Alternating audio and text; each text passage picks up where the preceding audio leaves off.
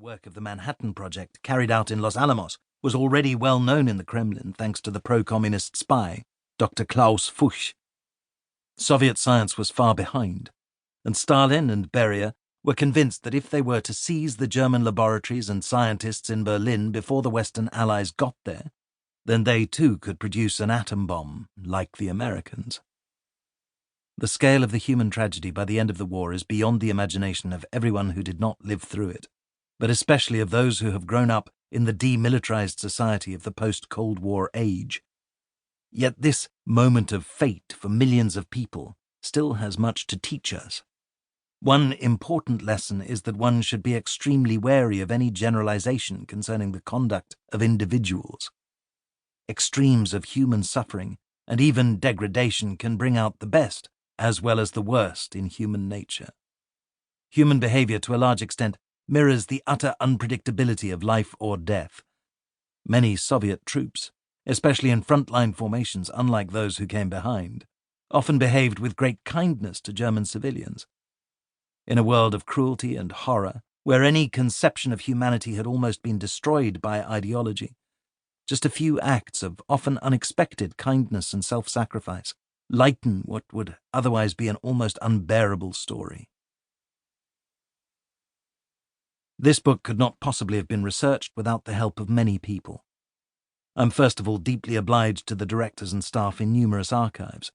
Colonel Shuvashin and the staff of the Central Archive of the Ministry of Defense, Tsarmo at Podolsk, Dr. Natalia Borisovna Volkova and her staff at the Russian State Archive for Literature and the Arts, RGALI, Dr. Vladimir Kuzlenkov and Dr. Vladimir Korotayev of the Russian State Military Archive, RGVA, Professor Kirill Mikhailovich Anderson and Dr. Oleg Vladimirovich Normov at the Russian State Archive for Social Political History, RGASPI, Dr. Manfred Kehrig, Director of the Bundesarchiv Militärarchiv Freiburg, and Frau Weibel, Dr. Rolf Dieter Müller and Hauptmann Lukzat at the MGFA in Potsdam, Professor Dr. Eckhard Henning of the Archiv zur Geschichte der Max-Planck-Gesellschaft, Dr. Wulf Eckhard Lücke at the Landesarchiv Berlin, Frau Irina Renz of the Bibliothek für Zeitgeschichte in Stuttgart, Dr. Lars Eriksson and Per Claassen at the Krigsarkivet in Stockholm,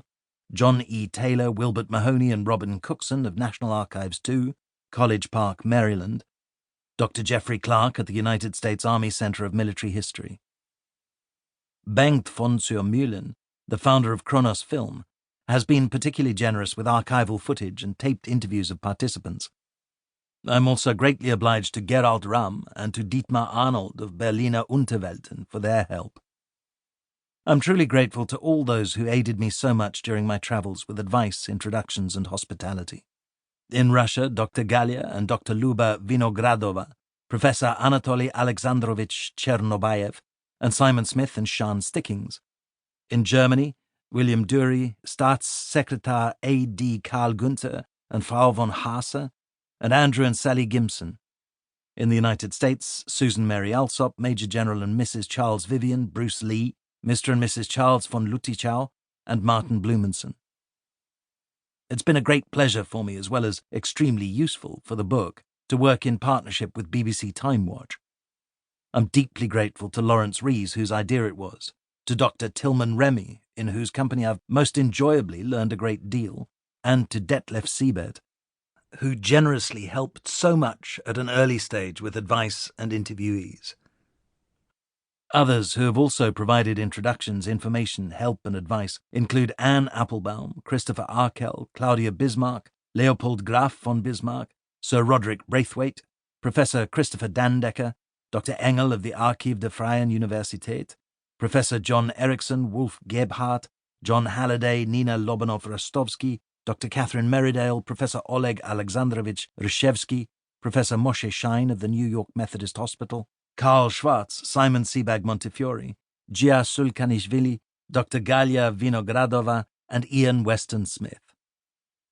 This book quite literally would never have been possible in the form it takes without the wonderful help I've had from Dr. Luba Vinogradova in Russia and Angelika von Haase in Germany. It's been a privilege and a pleasure to work with them. I'm also extremely grateful to Sarah Jackson for all her work on photographic research.